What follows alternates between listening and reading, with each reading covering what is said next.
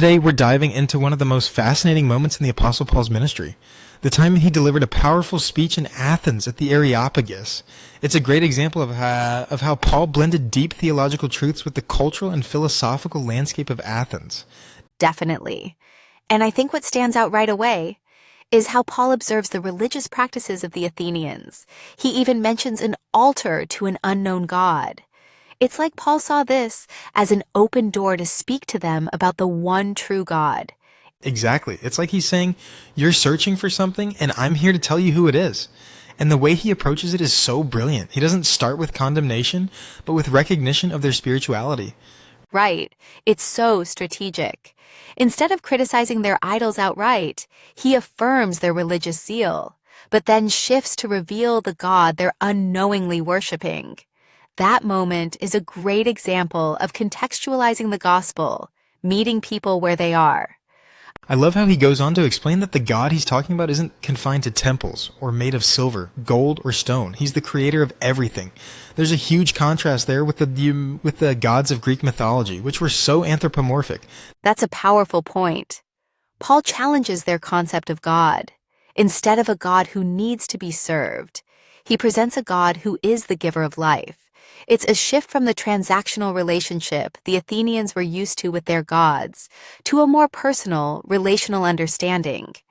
And then Paul brings it home by talking about God's sovereignty over all of humanity, how God has determined the times and places where people live. It's such a mind-bending thought, the idea that God has orchestrated human history in such a detailed way.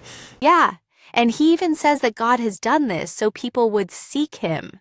There's this beautiful tension. On the one hand, God is sovereign, but on the other, he desires for us to pursue him, to feel after him, as Paul says. It's an invitation to relationship. And the way he transitions to the resurrection of Jesus, that's where the crowd splits, right? Some mock him, others want to hear more. It's a great reminder that not everyone is going to accept the message, but the invitation is still extended. Exactly. Some are curious, others dismiss it. But there are always those who respond, like Dionysius, the Areopagite, and Damaris. It shows how the gospel always has a mixed reception, but it also has the power to transform lives.